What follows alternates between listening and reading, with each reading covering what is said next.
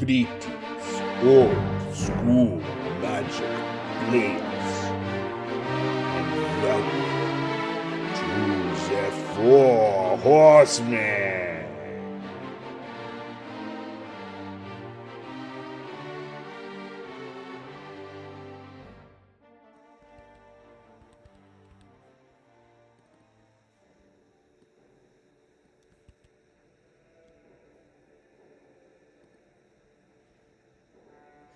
Greetings, old school magic players. Welcome to another episode of the Four Horsemen. I'm the Chadster, and I'm joined here tonight with Tim Kincaid. Tim, how you doing? Doing well, Chad. It's good to be here. Looking forward to another good battle. Thanks. Yes, I'm so glad to be doing this with you tonight. We're going to knock out another one of our Qtr Finals Tournament 19 matches. And this is a really interesting match that Tim and I are going to be covering with you tonight. The Four Horsemen Old School Magic Players Group focuses on the original first four expansions of Magic the Gathering and Arabian Nights, Antiquities, Legends, and the Dark. You can check us out at fourhorsemenmagic.com. Our Tournament 19 ran in the spring from February 15th through March 16th. And you can see the overview of the tournament here. We feature some great prizes, some fantastic top 8 prize giveaways, and a Ken Meyer Jr. Guardian Beast Purple Moonlight playmat for first place winners. Here's a quick look at some of these fantastic player tokens. These are given out to all of our top 8 players. And if you'd like to win some of these top 8 prizes, you can join us at fourhorsemenmagic.com. Our Ken Meyer Jr. unique custom art Guardian Beast Purple Moonlight playmat is given out to all of our first place winners.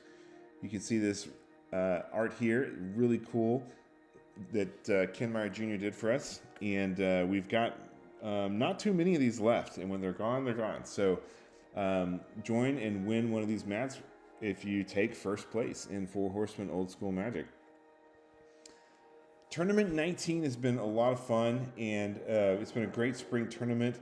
The top players are shown here. We had well over 28 players in this tournament, and we cut to top 8, and you can see the top 8 players here. And tonight we're going to be covering the match of Knut Andreas Holt versus Jonathan King. Knut and Jonathan are both returning players, and both have some really spicy decks.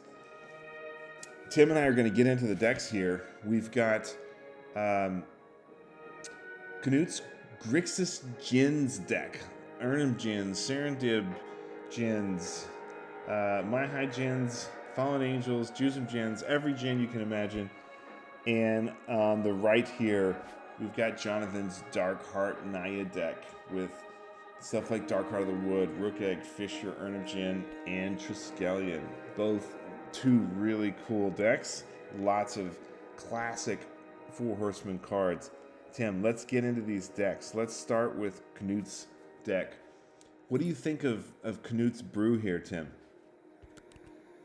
Oh, yeah, Chad, there's a lot going on here with Newt's.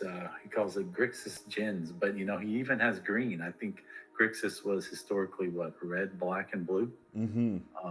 But he has green, so he's really everything but white.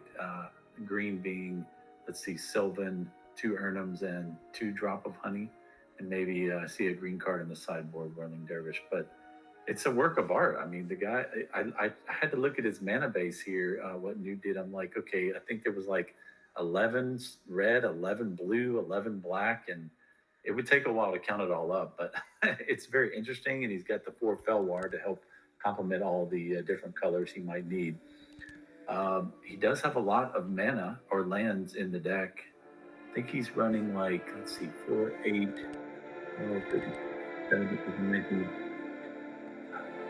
I think he has 28 mana sources, including those 4 Felwar. Wow. And then a strip mine would be 29, and then the 3 other lands, Maze, Whack Whack, and Diamond Valley. So it's 32 mana lands in the deck. Is now in this deck photo here, is he running 4x of all the duels? Taigas, what is it? Badlands, Bayous, Volcanics, and Undergrounds and Tropicals?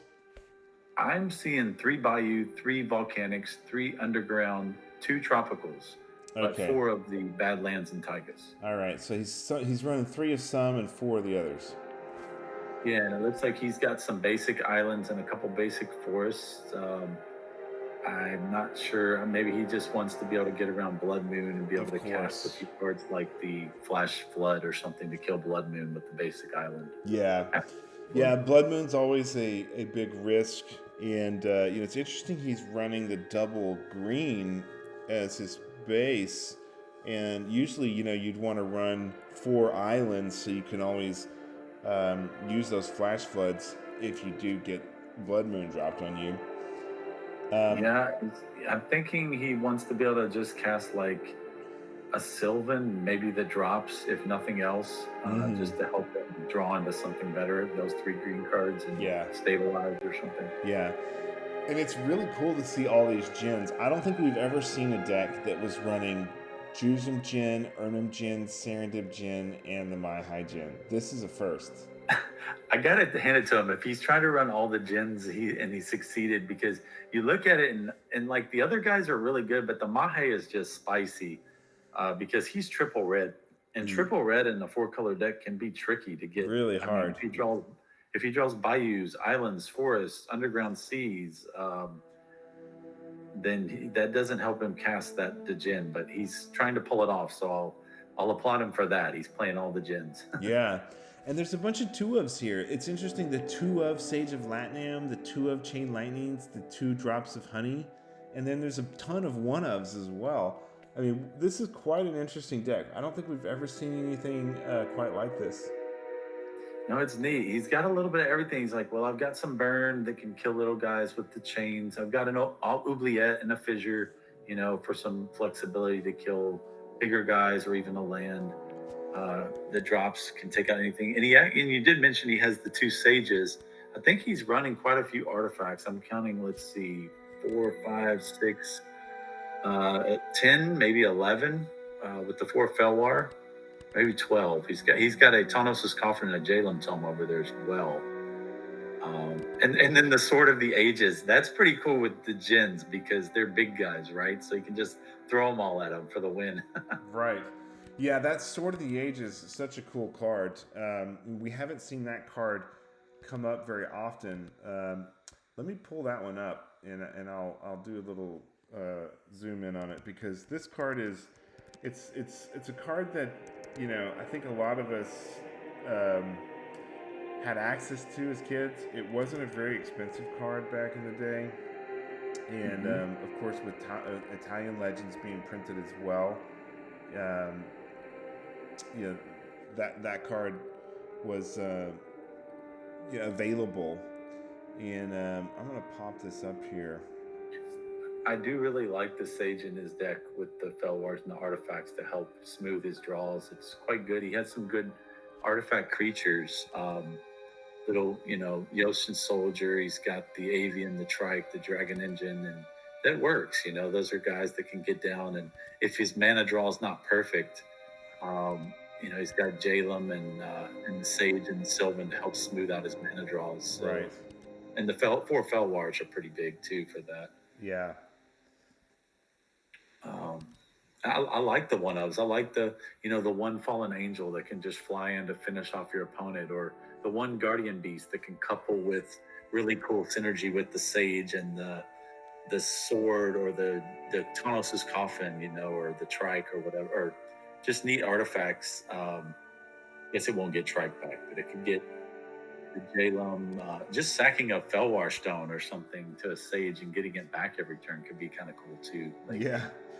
All right, I've got the Sword of the Ages up here now. It says it costs 6. This is from Legends, rare, and you tap it. It enters the battlefield tapped, and you tap it. You sacrifice it, and any number of creatures you control, and then this artifact deals X damage to any target, where X is the total power of the creature sacrificed this way. and then you exile the Sword of the Ages and those creatures that you sacrificed.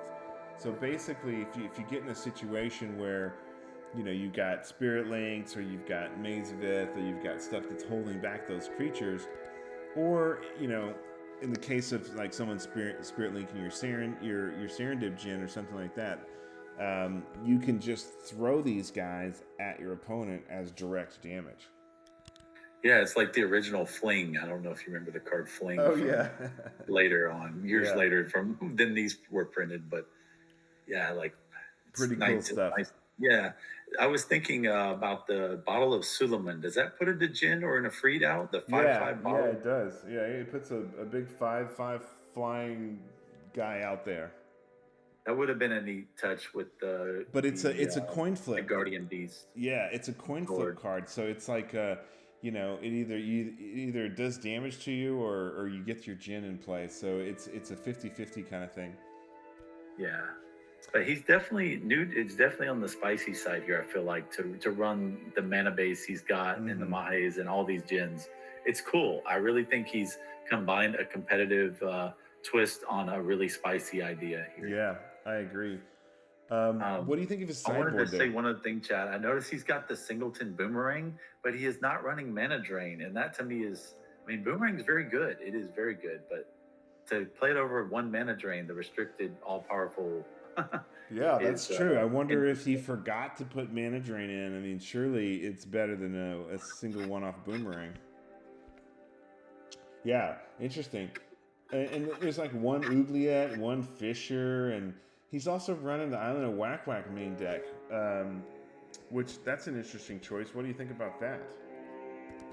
I think it's fine. I think he thought, well, instead of play cards that are more targeted removal for a big flyer, like it could be another Oubliette to take out a big flyer on their side, or they might play their own Djinn or Ifrit or a Tetrabus, and it's like, well, rather than try to play a colored spell that deals with one of those big flyers, it helps his mana base to just run the Island of Whack Whack because it's colorless and it's 0 mana effectively to shut down a big flyer. Yeah.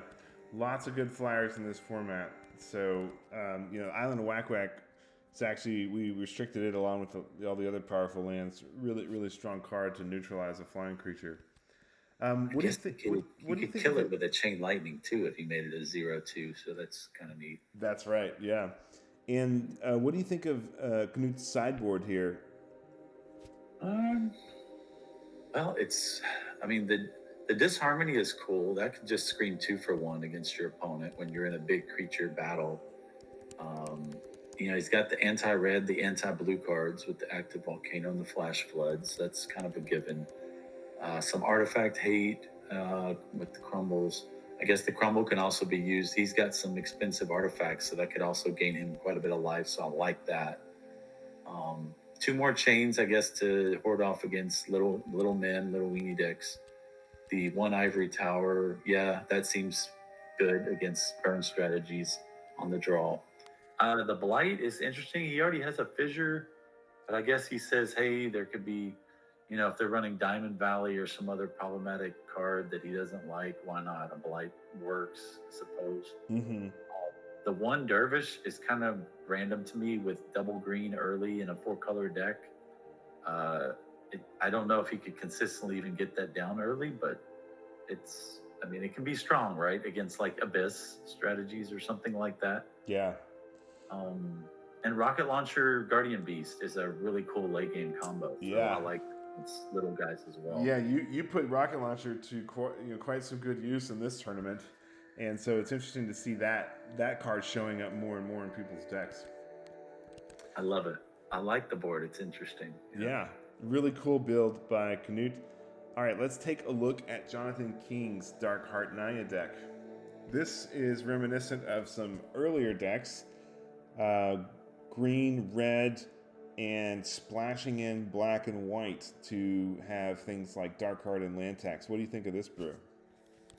I think we're always going to see something like this as long as the BNR, the Banned and Restricted list is kind of similar. If it remains similar, we're always going to see a red-green aggro in the format with Urnums and Burnham, right? Mm-hmm.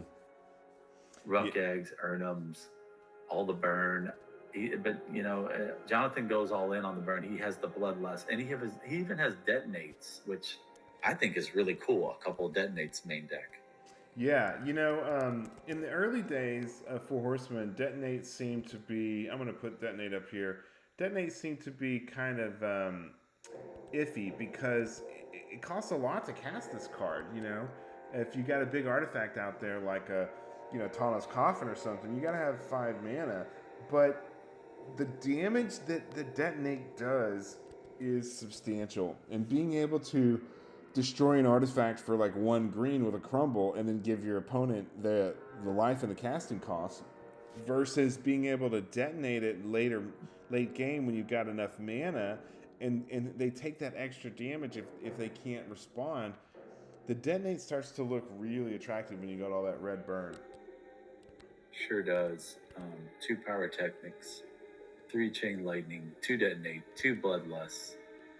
Am I missing any other burn? That's a lot of burn. Well, he's also got the falling star, the 2/0 falling star down there underneath the rook eggs, and it's not burn to the player, but it's effectively the fireball or the wrath of God for the Four Horsemen with that falling star. Yeah, it couples so well with the ruck egg. It seems like we've seen a lot of that in Four Horsemen. Make your ruck egg into a 4/4 flyer and go ahead and take out one or two of their guys as well. Yeah, it's a strong play. Yeah, he's got the engine, the land tax, Sylvan, Darkheart, Tower. These restricted cards that can just, if he happens to get them all, it's like I know we called Tron the Urza lands, the Urza's Tower, Mine, and Power Plant, but this is almost like, it reminds me of like the Tron of old school, tax, library, Darkheart. Yeah, it's true. And Darkheart is one of these cards it's a card we all had as a kid. It is a common in the dark. I'm going to put Darkheart of the Wood up here. The artwork is really cool, Christopher Rush artwork. But this card lets you gain 3 life if you sacrifice a forest. And mid to late game, once you've got 4 or 5 mana out, you don't really need that extra mana. And so this card, although it's a common and it seems like it's not all that strong, it actually is very strong in terms of setting up a late game meta that makes it really challenging for the opponent, because you gain a ton of life when both of you guys might be low. Suddenly you can gain all this life as a result, and really powerful card. So much so that we ended up restricting it because it was causing 3-hour-long games that were just not fun to play. Yeah, it combos so well with Sylvan, because you can gain the life. If you've drawn too many lands, you gain 3 life for a forest, but then you pay 4 life to get a card. So effectively, it's like a necro effect where you just are taking 1 damage or paying 1 life net to get that extra card. And you might could do that. You can only do that maybe once a turn or twice a turn. Yeah. There, but same effect kind of with the Ivory Tower. You get more cards in your hand with the land tax or using the Sylvan, and then all of a sudden you can gain the life back that you paid from the Sylvan. Right. And then the Darkheart also works with the tax, because you can sack your lands to the Darkheart and have less lands than your opponent to get 3 cards back in your hand. Which is also a shuffle effect for the Sylvan. So, like I said, it's like a Tron variant. It's like the Triforce, of old school. Those 3 cards together, and you're almost unstoppable. Yeah, land tax, Darkheart of the Wood, Sylvan Library, all 3 really powerful cards. And it's interesting to see these mixed in with such an aggro deck. So really cool to see this brew. And we've seen some earlier brews similar to this in the prior 2 or 3 tournaments. But this one's a little different with the Bloodlust, the Detonates, and the Falling Stars. Plus, he's running an Abyss. What do you think of him running this one of Abyss over here under the? I like the Drop of Honey plan a little better. That could kill your ruck eggs, and then it kills little guys, and you earn them, and your 4/4 ruck egg tokens will survive longer under a drop. The Abyss is just kills your stuff, kills your ruck egg, but then eventually kills all your creatures too. He doesn't have any artifact creatures, save the one Mistress Factory. So Yeah. eventually it's going to kill everybody's stuff. I guess it could work, if you kill a Ruck Egg and kill some of theirs, and then you might hit once or twice with a Ruck, and then everything's dead to the Abyss, and then they're low enough to just burn them out. Maybe it could work, or maybe he thinks he can play the decking game under the Abyss with the Felden's Cane recursion, with land tax. I don't know what the plan is with the Abyss. I guess it could work, but I think I like drop better. Yeah, that's one card that really stands out to me. That it just seems like it should be another drop of honey. But let's take a look at Jonathan's sideboard, and then we'll get into the match. What do you think of this sideboard over here? Let's see. He's got your standard artifact removal, Crossroads just to give him haste. That's kind of cool. Or I guess I'm not sure. I guess that could kill like a Land's Edge or other world enchantments, which is kind of neat.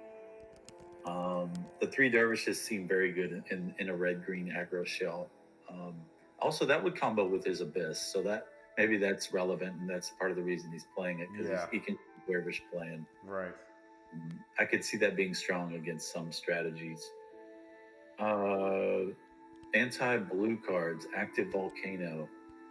Yeah, because why not? It's 1 red, right? Instant. Yeah, he's really worried about blue.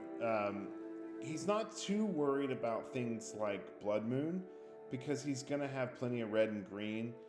And if he does get Blood Moon, it could potentially shut off his land tax or his Dark Heart. But he's got black from the Dark Elves, the Elves of Deep Shadow, and he is running 1 basic plains.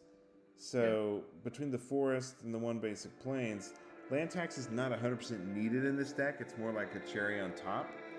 So I could see and understand why he's not running the flash, why he's not running, any way to deal with Blood Moon. And he's not really worried about it because he's got so much red.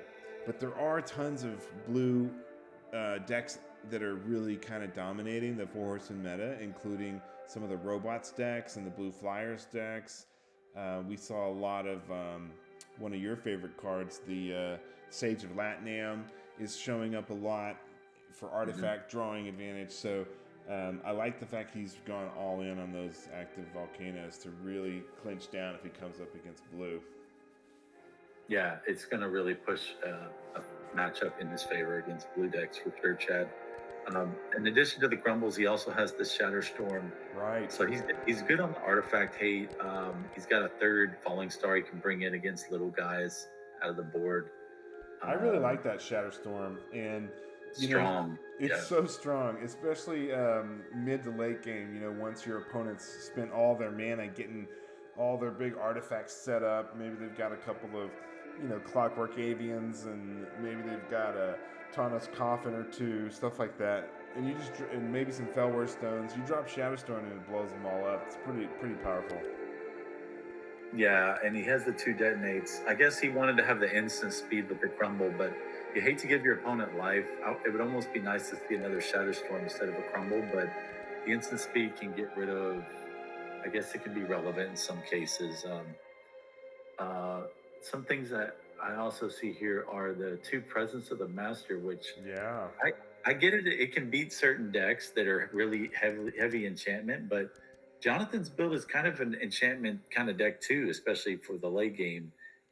He would be losing a lot if maybe to play a Presence. It could cut him off from his Triforce strategy late game, but I guess it is what it is. It hoses a couple of archetypes like Land's Edge, etc. So. Yeah, it's an interesting card.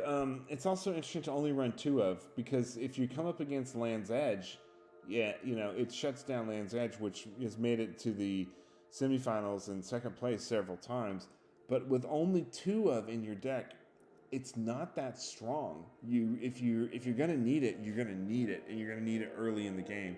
So what I found was in some of my decks where I was playing around with Presence of the Master, I ended up having to run 4 of them in the sideboard because, you're going to come up against a lot of these enchantment combo decks, and you don't want to be hitting it mid to late game. You want to either have it in your opening hand or somewhere in the early part of the match, and so you need 4 of them to make that happen. Yeah, he has the Sylvan, but he has the shuffle engine. But if he gets the land tax Sylvan, he could see a lot of cards potentially shuffling his deck if he gets those 2 out early. But yeah, you're right. Other than that, it's almost like, yeah, you play a bunch to get it, or if you play a few, you almost have to get lucky, right, with just 1 or 2, a couple on the board. Yeah. Or shuffle a lot and hope to see it pretty early. But it's the option, if you play a lot, it takes up a lot of slots from the board, and then you risk maybe drawing too many of them, because drawing extra of them doesn't really help you either. But I get what you're saying. Maybe he's not super worried about enchantment strategies since he has so many of his own, but he thinks it's a possibility. Maybe he'll get lucky, I guess, and be able to hope somebody. But yeah. Well, it's going to be interesting to see how these matches, how these games match up together. And I think if we're ready, we can switch over to the match. Sounds good.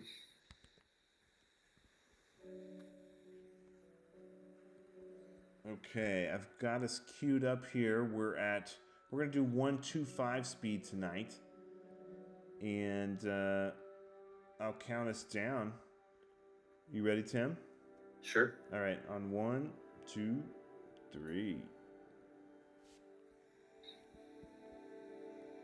One other card I just noticed, it was hiding back there in Jonathan's lands. He has an island of Whack Whack in his build as well. Oh, so they both got Island of Whack Whack. They both have it, which could be relevant because I think they both have flyers. Newt has the Djinns 5/6, and Jonathan has the Rock Egg tokens. Oh, yeah. We got some quick mana acceleration here. Oh, I think I'm a little bit behind you. I'm at 44 right now. I'm at 50 now. Okay. I'll just pause 1 second. Keep going. Okay, so I see an elf from Jonathan and a Felwar from Newt. Oh, well, do I have the right match here? My guys are playing a lot slower. I'm seeing I'm at 112 before they play their first land. Huh. Okay.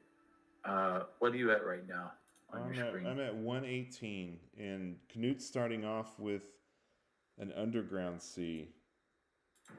Okay. I'm with you now. I'm at 121. Okay. Sorry. Yeah. So Knut's on the right, Jonathan's on the left. And yeah, you're right. These guys are ramping up on mana pretty quickly. There's not a ton of mana ramp, but these are the 2 cards that do it, the Felwar Stone and the Dark Heart of the Woods. The great thing about the Dark Heart of the Wood is if you've got Pendlehaven, it can hit for 2. And if you don't need that black mana until later in the game, it can just attack on turns 2 and 3 and get in for some early damage. Yeah, Jonathan's got a strong start here with the Elf and the Kurdik.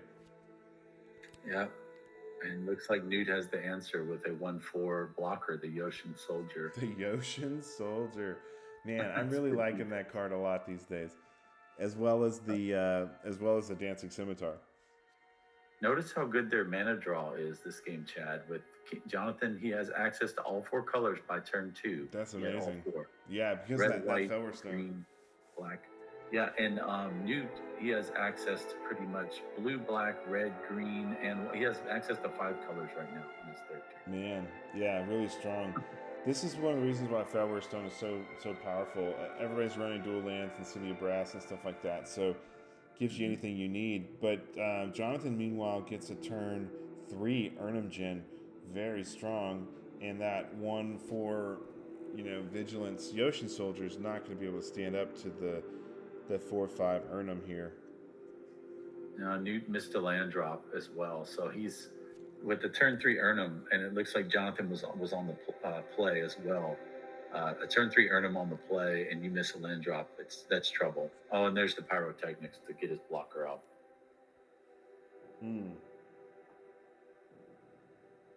So how much damage is he swings for what, 7 there?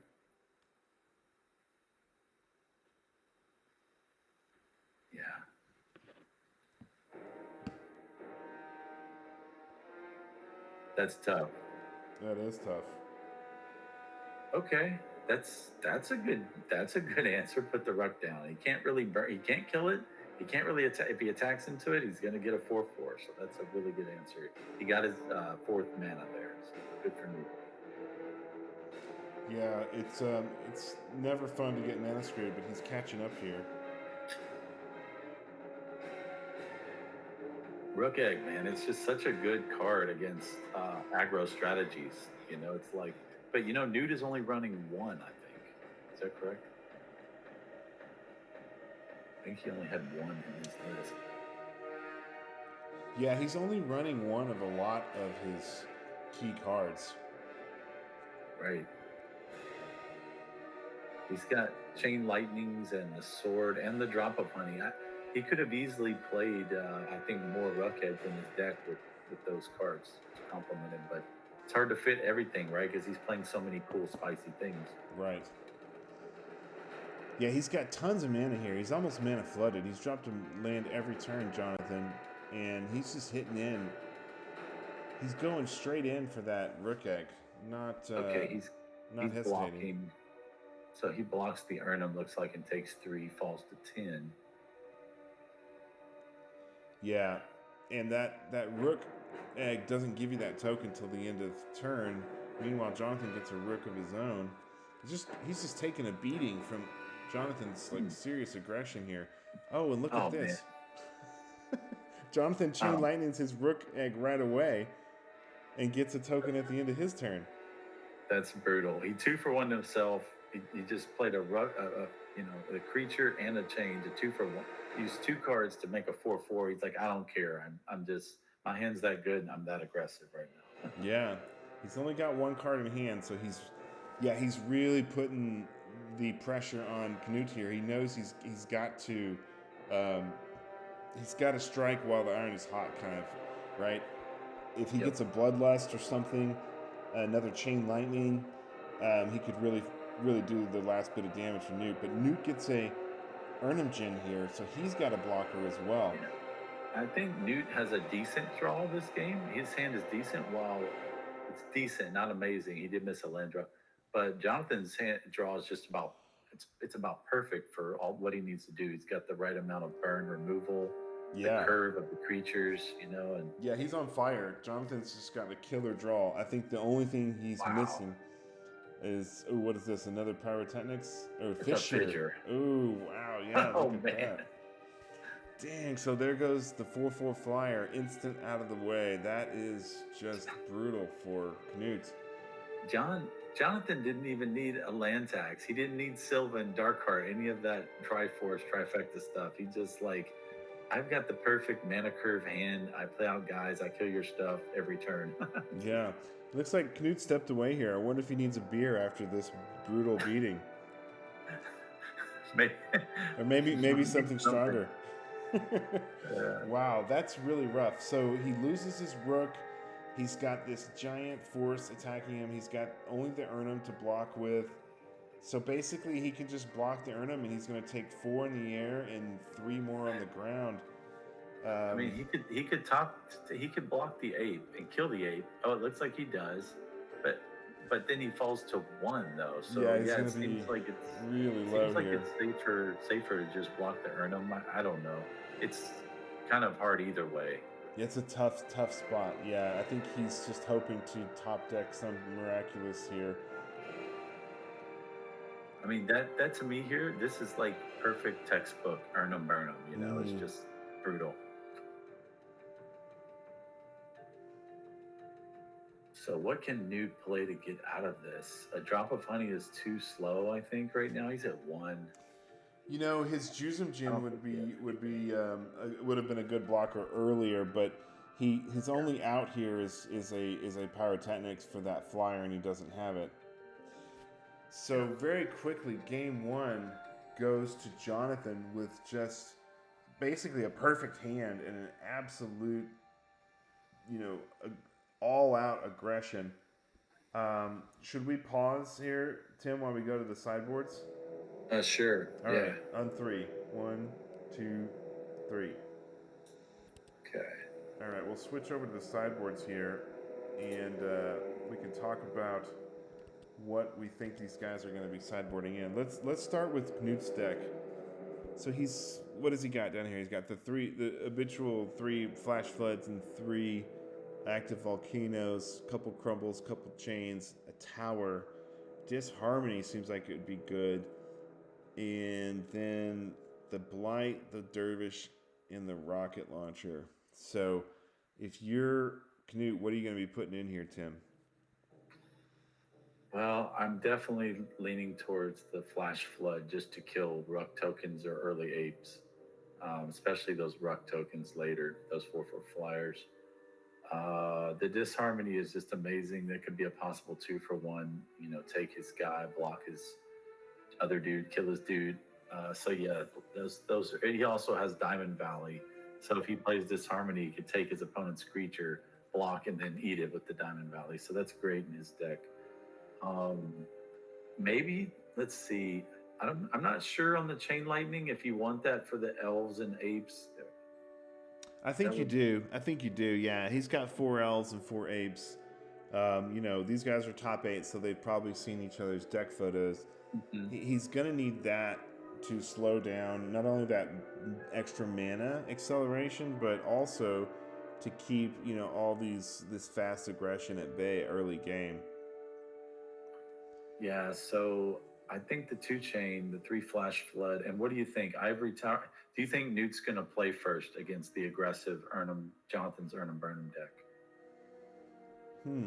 Well, yeah, he doesn't really have much advantage in going second. So I think he's going to want to go first to try and get his mana base out and get some of his defenders down. There are some decks that are more control-y, like, you know, some of the games you and I have played, right, where you've decided to take the draw because your deck is slower and it's more control-y. I definitely think Knut's deck is going to be slower, but is it a control deck? Not really, right? Nah. Maybe he's trying to be the control player in this matchup, but I think maybe he'll bring in the tower if they go to game 3. When Jonathan will take the play again in game 3, and he can bring the tower in for that game. So I'm going to say no, maybe for game 2. Yeah, if he's going first. The 3 flash flood, 2 chain lightning is 5, and the 1 disharmony is 6. Is what I'm thinking. What do you think? Anything else? Or yeah, I agree with you. There's not many artifacts there's not any artifacts in Jonathan's deck other than that one of Ivory Tower. So.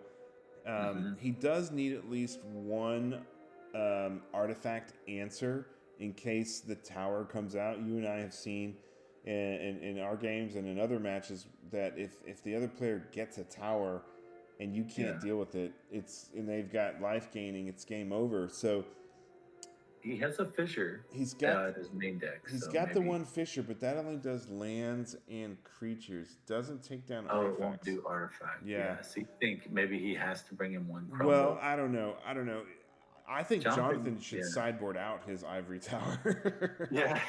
I don't know if he needs it. Yeah. It's like the win more card. Right. I don't think he's going to need it at all. So I think, but the other thing about Crumble that's good is Crumble can also be used on your own creatures. So, for example, if you get your Triskelion down and you use your Triskelion arms, you can crumble it after it's been used up and gain 6 life as an instant, which can be a big surprise for your opponent. That's true. So you could potentially consider a crumble. Yeah. I would kill a factory or maybe kill. It also deals with factory. That's right. So I'm thinking in this matchup, if I'm looking to board out maybe 6 or 7 cards. Well, let's talk about his sages. The Sage of Latnium, they can't. The only thing they can block in Jonathan's deck is the Elves of Deep Shadow, and you know, other than getting the elves first turn and you getting your sages second turn, the sages are not going to buy you a ton here unless you get to mid and late game. So I don't know that I like these sages in here versus the matchup with Jonathan because they just don't do very much. Right. You could possibly board him out. What they do is if he gets like a heavy mana draw with lots of mana and Fel Wars, he can just cycle through those Fel Wars and do tricks late game with the coffin, like coffin Jonathan's creature, sack the coffin in response, and it comes back with a guardian beast or something wild. But it's hard to think that the sage is really going to live up against all that, the chains and the pyrotechnics. That's right. All the chains and pyrotechnics are probably going to light those sages up. And, you're only really going to be able to use the sages in combat if your, creatures are dying in combat. So, and you sack them as a result. So, I don't know. I just think that he needs more ways to combat all this aggression. And the sages don't feel very strong in this scenario. Yeah, it's a possible candidate. I could see that. There's some cards that to me immediately scream like they should come out in this matchup. I think I'm looking at the one sword.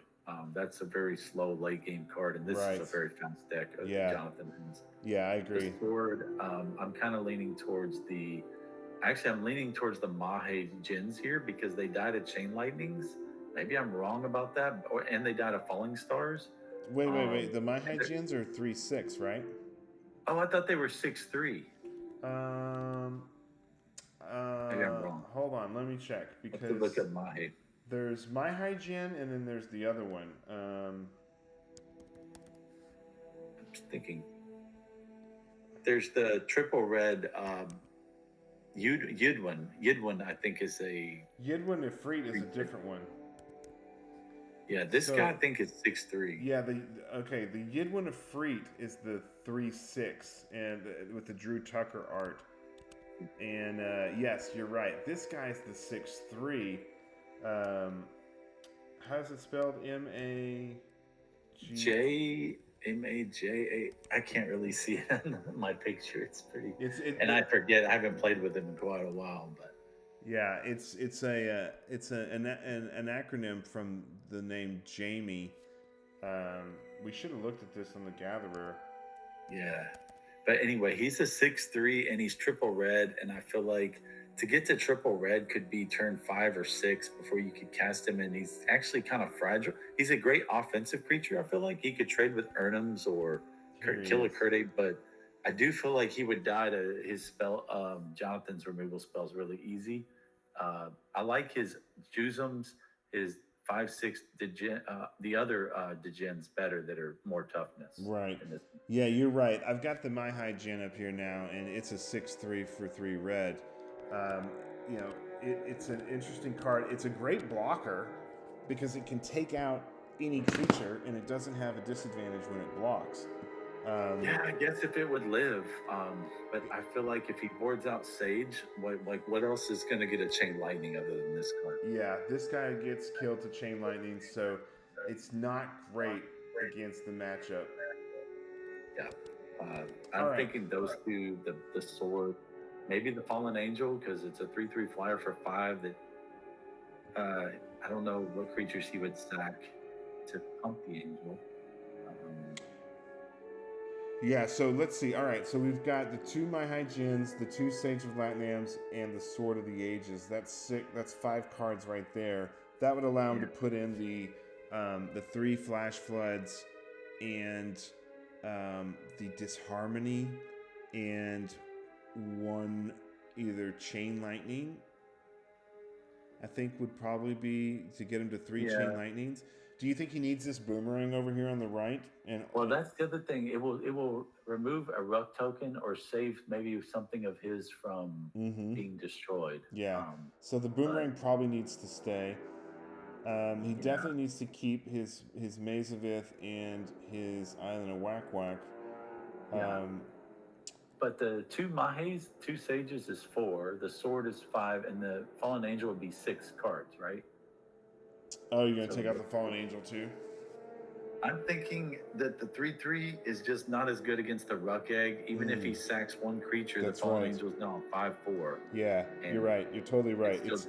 Yeah, you have to sack a creature to pump his defense. Yeah, so that up against the Chain Lightnings, the Angel probably does also need to come out. So you're right. That's 6 cards. So he could do the 3 Flash Floods the 2 chains and the disharmony. Yeah, and I think his plan is to hope that his Djinns or his 5/5 or his 5/6, the Serendib Djinn, can just do work for him. Yeah. That's All kinda right, what I'm so let's look hoping. at Jonathan's deck and take a look at his sideboard. I mean, Jonathan just had such an overwhelming win in that match. What do you think Jonathan's going to sideboard in here? Since it's open deck list, I think he knows he has to be able to deal with that 5/6, the Djinn, and I think he's going to have to bring in some active volcanoes just to kill that. Maybe a couple. I don't know how many. It might kill Sage if he thinks he leaves in Sage, but I think he could bring in 2 active is what I'm kind of thinking. The Juzum, I mean, he could even bring in a Dervish or 2 against Juzum Djinn. I don't know if he'll need that, but that's a possibility, right? I would take out the Ivory Tower for sure. I don't think he needs it. You know, the land tax, Sylvan Library, Dark Heart of the Wood, that whole strategy is just kind of like not needed here. I think he can just take out his land taxes, his Dark Heart, and his Ivory Tower, and that Abyss. Those are 5 cards that he just simply does not need in this game. And he could put in the 3 Dervish and the 2 Volcanoes. Yeah, he could. He could also take out, did you say Felden's Cane and Felwar? Oh, yeah, he doesn't need Felden's Cane either, right? He doesn't need that. The Felwar, I don't know, what's his land count? 2, 4, 6, 8, 10, 11, 2, 4, 6, 8. I don't know. I think I would leave the Felwar. It's always good for mana ramp. But yeah, that Felden's Cane does not need to be in there. He could take that Felden's Cane out and put in the Falling Star. Yeah, he could. I feel like it's the fatties that Newt can bring in that are going to cause him problems, like Juzum and the 5/6 and his own Erdms.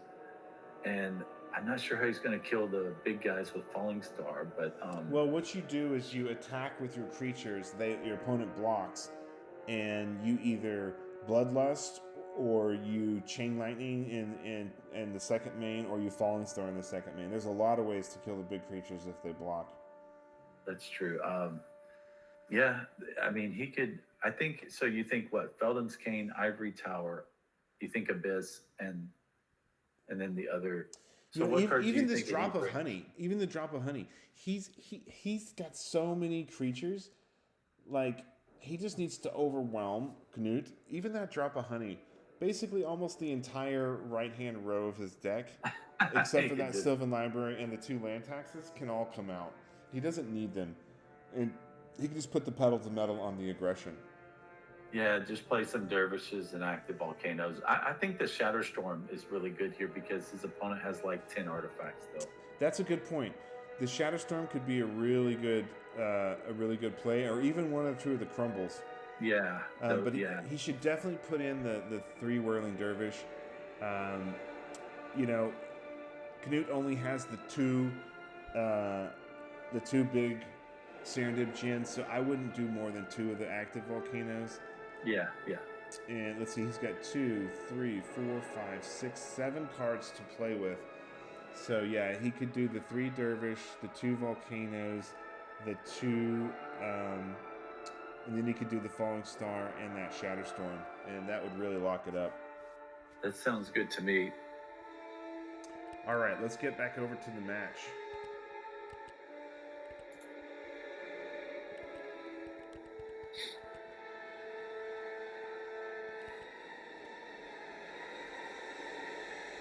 I'm at 10 minutes, 20 seconds. All right. You want to just play it? Because they're probably going to shuffle for a little bit. At 10:20? Yeah. Or do you want to skip ahead? They're probably going to shuffle. Let's see. Yeah, we can zoom ahead here. Yeah. Looks like it's going to be 13 to 14 minutes, or maybe 14 minutes in. Looks like 14:40, and they're still looking at their hands and haven't started.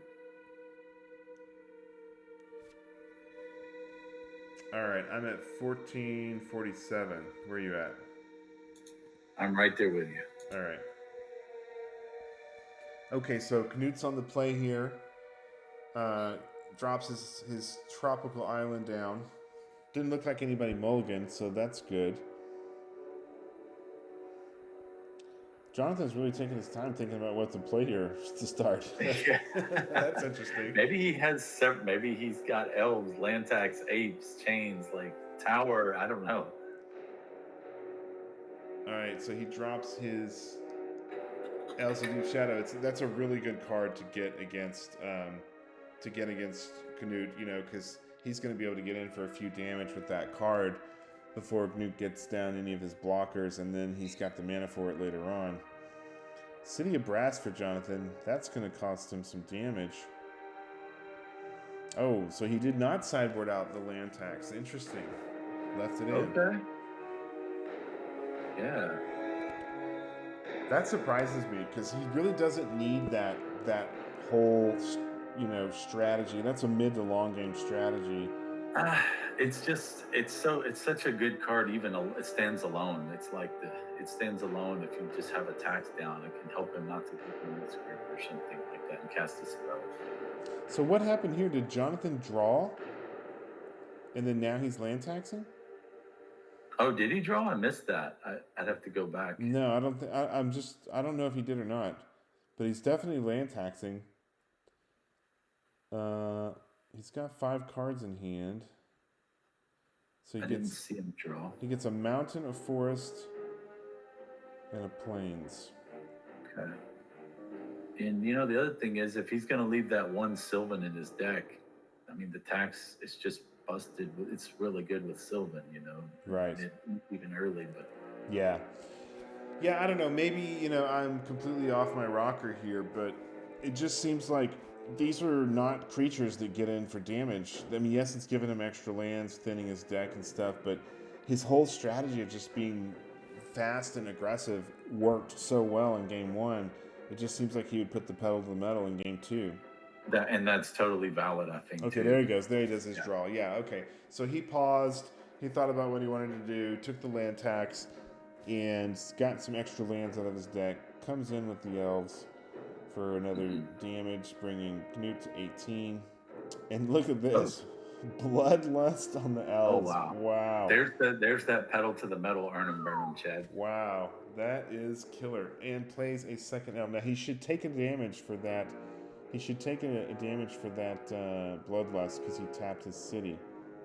Oh, so he's at 17? Or no, 18. Yeah, he should be at 17 now. He forgot to take the damage. Okay, so there's the drop. That's good. That represents a possible 2-for-1, some card advantage for Newt and slow the game down. Oh yeah, so Newt gets his drop of honey. But it's slow, right? And it's only gonna hit after these guys have attacked again. Yeah, it's slow. But I mean, maybe he wants to just get time to get up to his mana to play as the Djinns. Mm-hmm. It would have been really nice if he could get down, some of his other blockers. This is where no.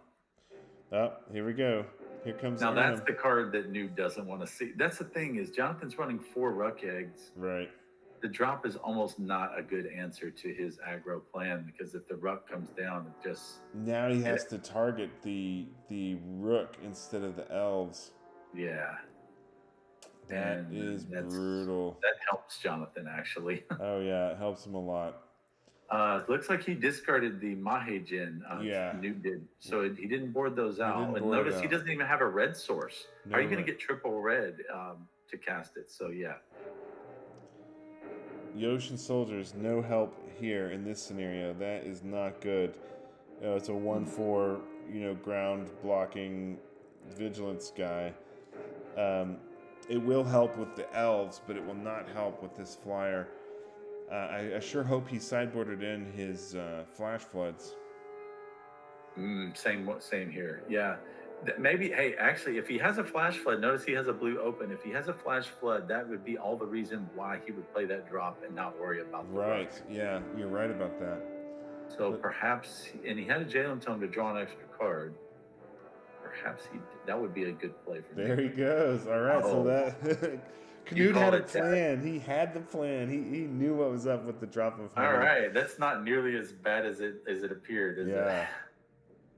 Oh, and look, he swung all in, and he also ate a guy. So he blocked one of the elves with the soldier, and he flash flooded the 4/4 flying token. So that's really strong and really good on Knut's part. So maybe he's going to stabilize here. Yeah, he's looking quite good with that flash flood sideboard. So Jonathan's, maybe he's thinking, should I play anything else with that dropout? I think he's going to have to slow his roll here with the drop. Or maybe he's thinking, did he play a land yet? Or what is he thinking? Knut went first, so he's definitely played a land. They got 4 lands each. Oh, there's Ivory Tower. So he's going in for the life gain, which, you know, that's not really what he wants here. This is why I was saying he might want to swap out strategies with all of his combos there, but it's not really what he wants in this scenario. He really wants to put the aggression in the last elf gets destroyed by the drop of honey. And what is that? You were right. Crumble. He brought in the crumble. Yeah. He at least brought in 1 crumble. Good for him. Yeah, you need at least 1. Worst case scenario, it can take out a Mishra's Factory. It's never a dead card in the format. It's always going to have a target. So, yeah, really smart on Knut's part. There was only 2 artifacts in Jonathan's deck, the Ivory Tower and the Fellwar Stone. So to put that crumble in, you know, he really had to think about the potential of running into that and the fact that he just can't win if it comes down. And I think the other thing you mentioned during sideboard strategy talk was that the crumble for Knut could possibly gain him life if Knut killed his own trike. That's right. Sword or whatever have you. Jalen, if he could use it as a healing salve or gain 5 or 6 life late game. Right. Yeah. As we've played Four Horsemen more and more, I mean, Crumble's a common from Antiquities that it's just such a flexible card. It's an instant. It's only 1 green, and it can gain you life, off your artifacts just as easily as it can destroy your opponents. Mm-hmm. In old school Magic, how many games have we seen where people will swords to plowshare their own creature to like save themselves and end up winning the game? Right. And I think Crumble is like this, that. It's the artifact. It's the artifact swords of Four Horsemen. Yeah, it can save your butt if you need to in a pinch. Yeah. So I don't think it's bad to bring in a Crumble with all the artifacts Knut is running.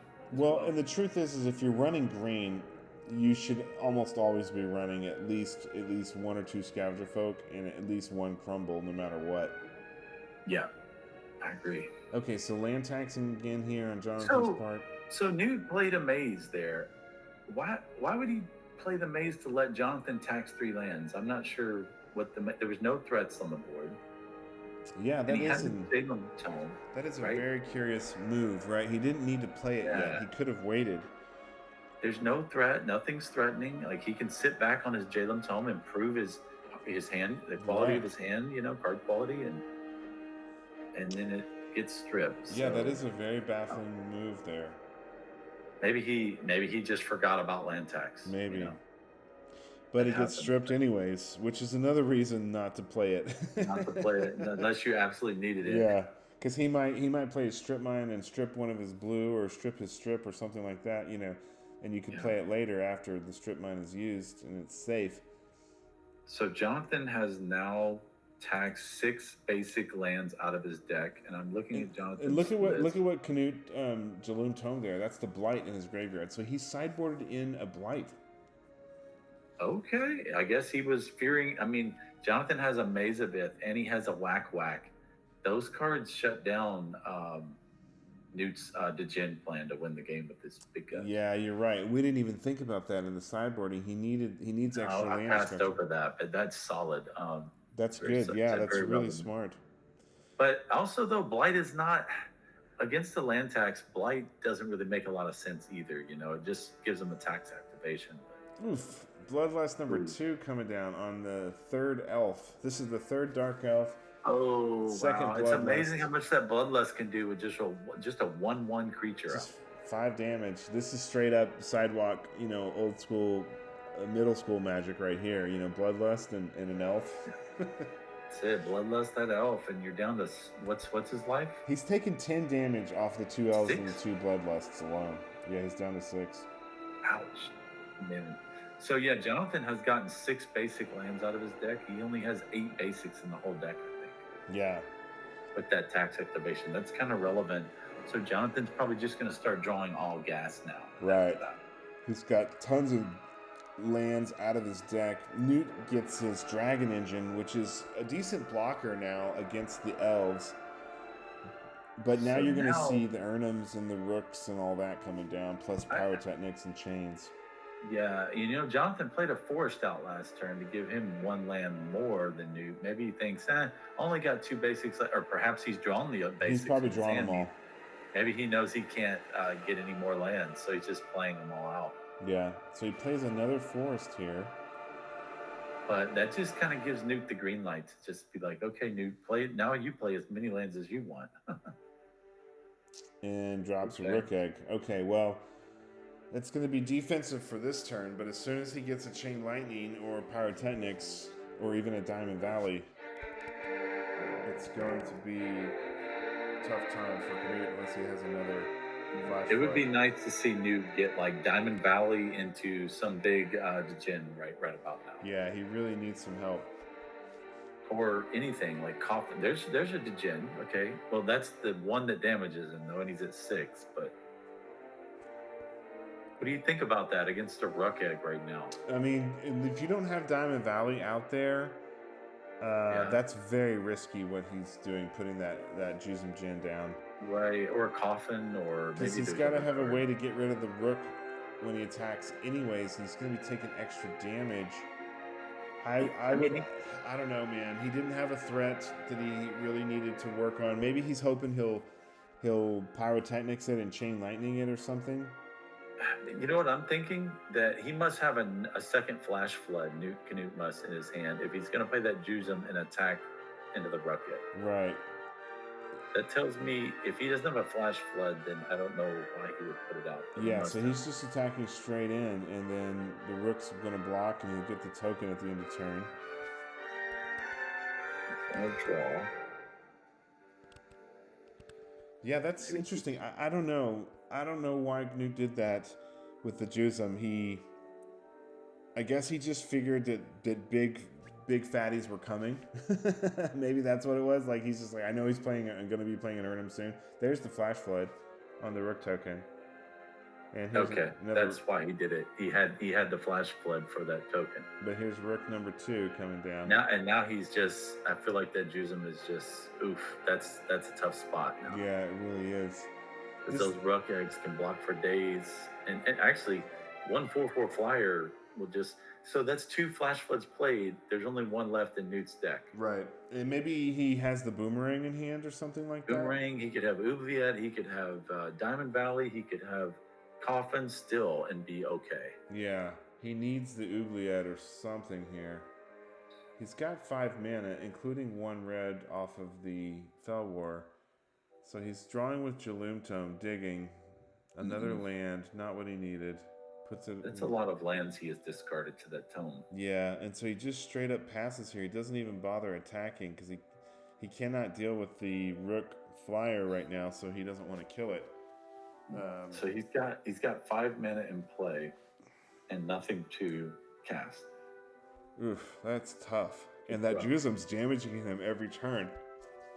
Yep. I think he would have been in good shape if he didn't have the third. Jonathan played that. I think that was his 3rd Rook Egg. Yeah, his 2nd. Yeah, because Newt played 2 Flash Flood. He would have been okay with that Qtr to start attacking. So it's still kind of risky though at 6. Yeah, I would not have played the Qtr until you had the Diamond Valley. Okay, so he draws with the Jaloom Tome, discards the Fell War, plays another land, and passes. This is not good.